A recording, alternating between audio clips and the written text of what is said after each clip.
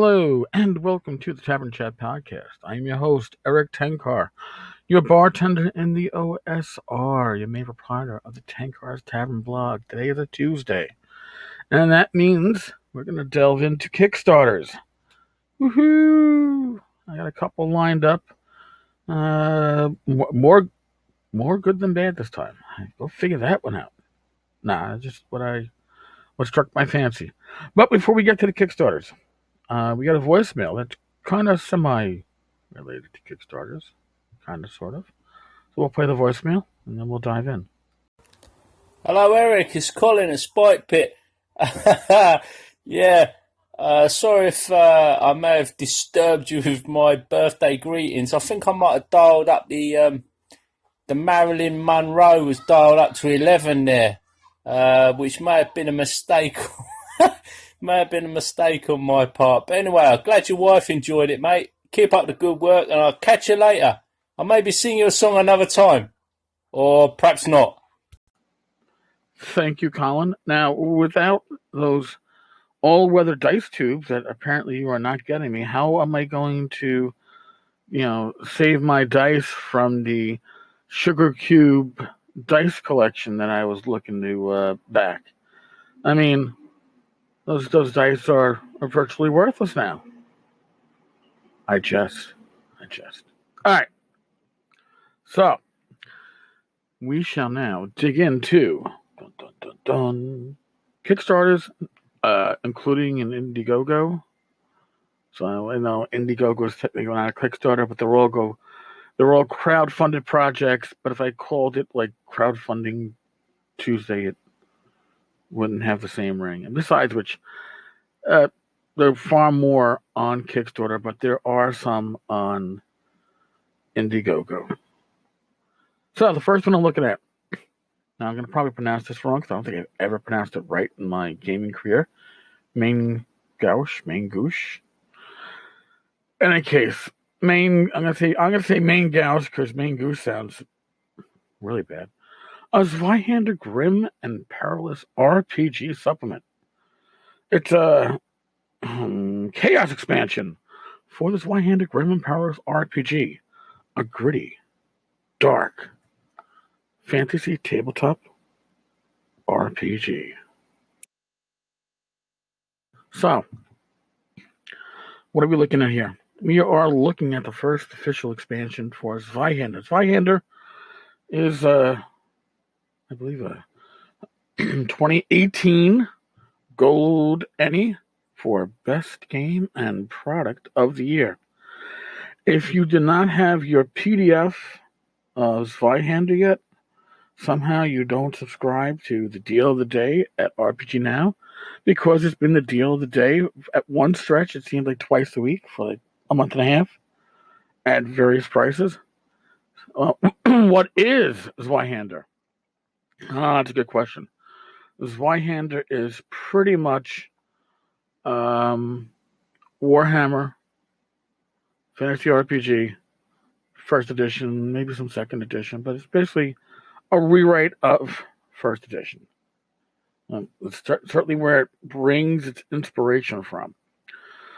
So, what do you get for your money? Well, if you back for $20, you get the PDF. Early access PDF, fully illustrated PDF. You get a PDF for Zweihander if somehow you don't have it.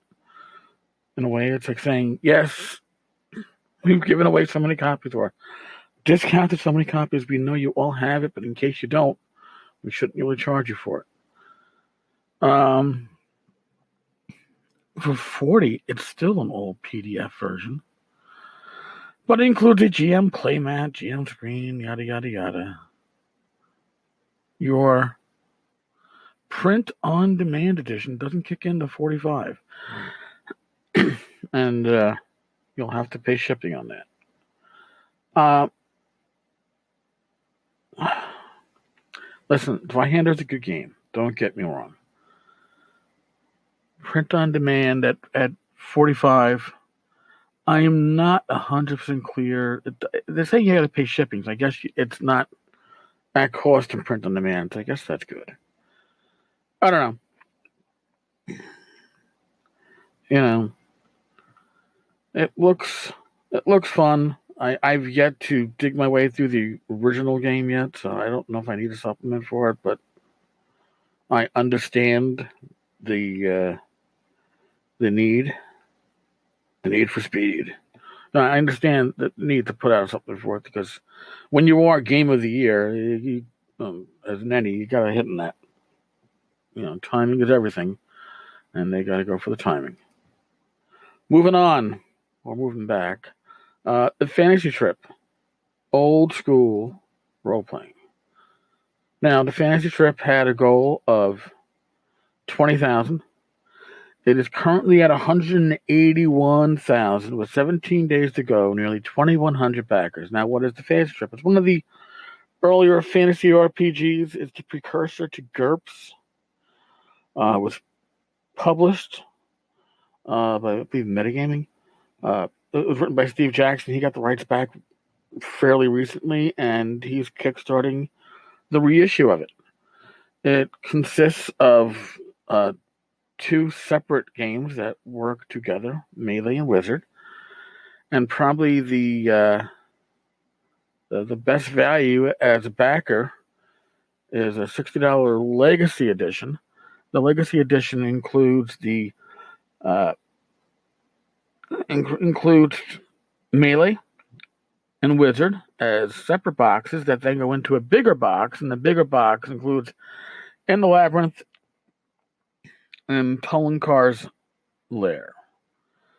Look at that. If you take out the it's Tenkar's Lair. Already. Look at that. But yeah, it looks good. It looks like they're going to be packing a lot of stuff. Like Steve Jackson always seems to pack a lot of stuff into their Kickstarter releases. So there might be a lot to enjoy in this one. I also put up an interview I had done with Steve Jackson.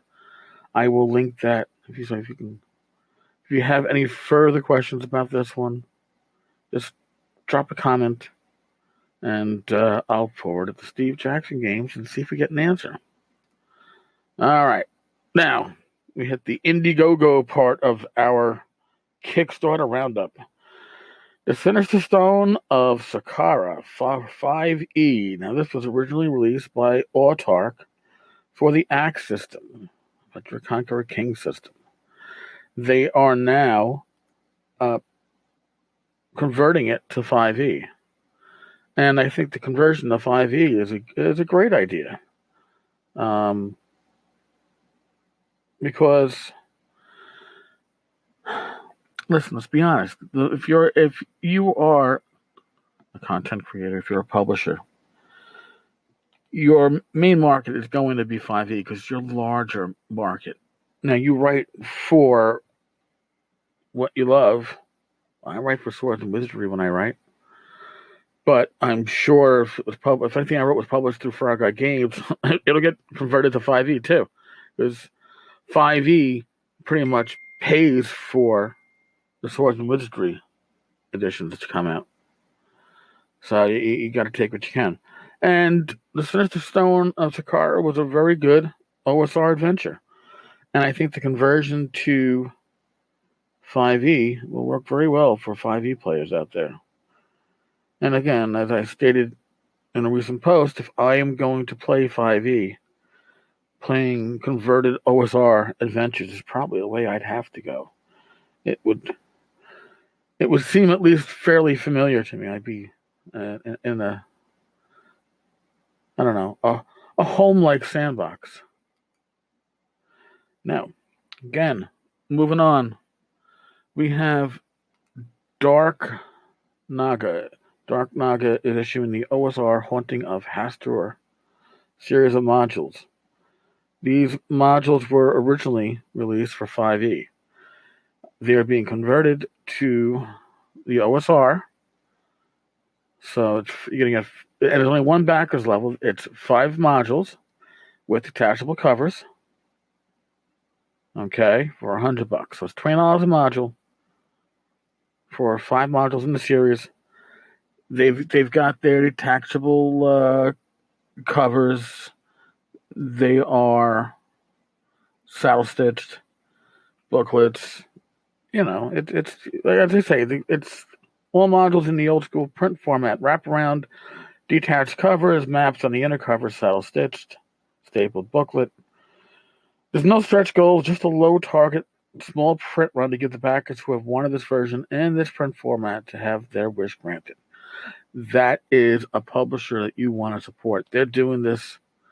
They're supporting you. Support them. Now, last, certainly not least, well, I guess certainly least, this is a Kickstarter that funded prior. Yes. Now, I'll tell you why I'm bringing this back up. Its estimated delivery was April 2014. So we are over 4 years late, right? It is Glamazons versus the Curse of the Chainmail Bikini. From Prettiest Princess Games. Isn't that just sweet? So they are over 4 years late. However, they released a new game at Gen Con this year. Isn't that special? But guess what else? Well, if you've been following along elsewhere, on the outside, maybe you'll know this already, but that assault that happened at outside I think it was a Tin Roof Bar that happened on the street, that happened between attendees at Gen Con. It's part of the extended Gen Con atmosphere, I guess you could say. And one vendor sucker punched a YouTuber. Well, the vendor in question, it's the same guy with this fucking 4-year late Kickstarter. So if you're going to throw punches, you shouldn't be living in a glass house. You shouldn't be drawing attention to yourself. Why the fuck? Also, you shouldn't be bragging about it after the fact on social media, because then you have to close down your social media. But people still see it. So here's the thing. If you already are a dick by having your Kickstarter be 4 years late and you haven't done an official update since December 6th, 2016, why draw fucking attention to yourself? Why put yourself as a focus? You're a dick. You're an asshole. You're a pot and you're an idiot. But all that and more. So that's our Kickstarter roundup for today. I'll include links and the blog post that goes along with this. Thank you all for stopping by. Thank you for supporting the tavern on Patreon. I do appreciate it. And for those of you that shop through the affiliate links, you're awesome. Again, thank you. Stay safe. God bless. Roll your dice well. And tomorrow morning, I'll check back in. All right, folks. Be good.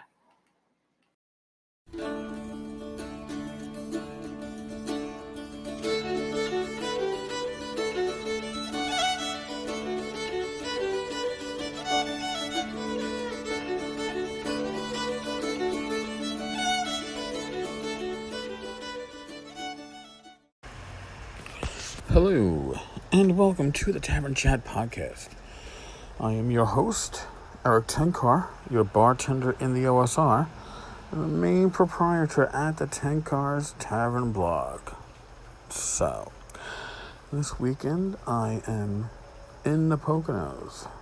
It's northeastern PA, and it is rainy as shit. Started raining overnight.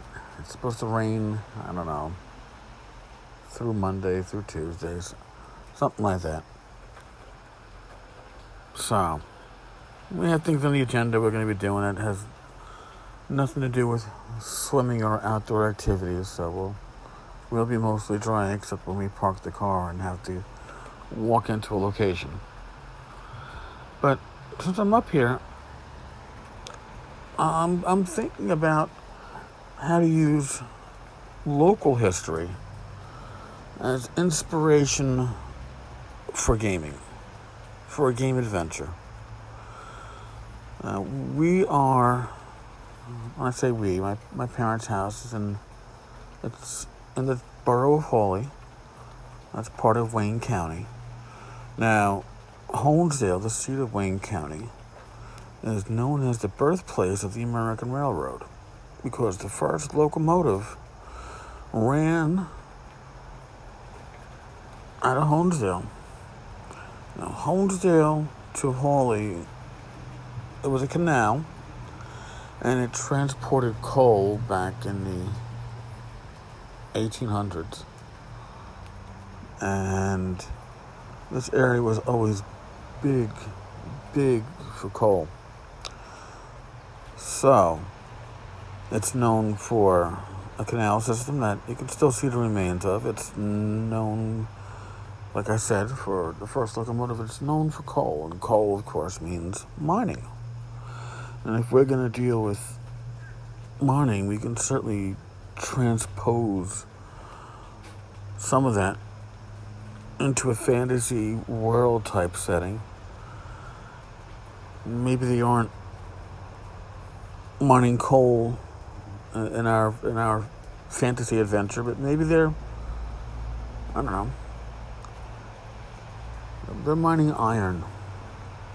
Oh, I guess coal with iron. You're gonna make steel out of the combination, the heating and everything else. But we could say that during the mining process, they uncover an old ruin or underground complex. They happen to break into it, and maybe it's an older civilization left it behind. Out here, I believe the Indians were the Lenape Indians. When I was a teenager turning the soil over in my mother's garden, something that you're supposed to do pretty much on a daily basis, I found a strangely shaped rock about the size of your palm. And my imagination, it definitely looked man-worked. And I was like, wow, maybe this was... And it had little notches on across from each other. I said, wow, maybe this is like an axe head or a hammer. And I thought that for 25, 30 years until I went to the local museum. And I saw probably 100 of these in a display. And what I had found wasn't an axe head that was dulled over time, and it wasn't a hammer. What I found was a weight for a fishing net, which is strange because we're up on the Pocono Mountains or smaller mountains, but we're up in the out of town, probably up 100 feet from Main Street's elevation level when the rivers go through. So to find this stone up here is surprising, although maybe there was a stream going through, and who knows. But it's got to be something that I could use that for as inspiration for my adventure too. Now, what can I do with this? Maybe even before this underground location, this tomb or whatever it's going to be that's left by this prior civilization is found,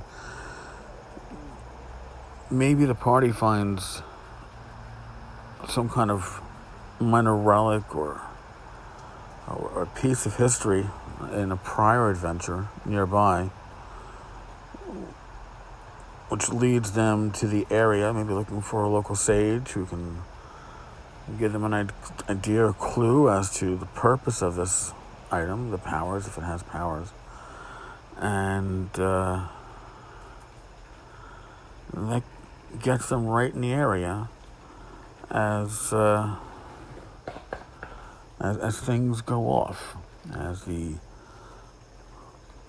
the tomb is uncovered by the miners.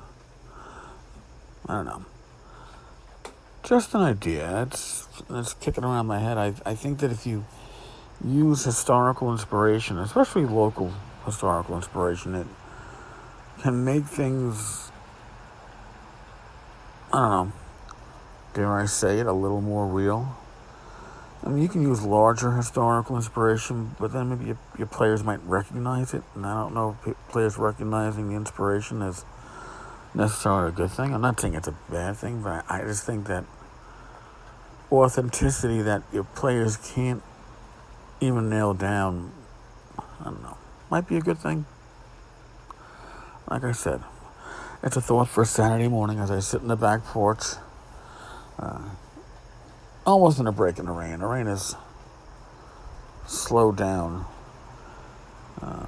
When I was sleeping, it was at one point when they talk about the sounds of rain on a tin roof. Well, the roof is no longer tin, but it's still metallic. And there is something very comforting and calming about that pitter-patter of rain, the pattern it makes and the sound as it hits that roof. That is, it lulls one right back to sleep, and I swear to God, I did not want to get up this morning. And let's see, what else is going on? Our Discord server, I think we're up to, I don't know, 11, 12 publishers, 6 content creators that now have dedicated channels on the server. So if you're not checking out the Tavern's Discord server, technically the 10 Cards Tavern Discord server, I'll include a link on the blog post that goes along with this. But if you don't want to go to the blog post, I'm gonna give you a shortened link right now, and that is 10cars-tavern.games/Discord. Type that into your browser, click enter, it'll take you to an invite to our Discord server. Now, we are knocking very close to 800 members, and we're really doing very well in increasing that membership.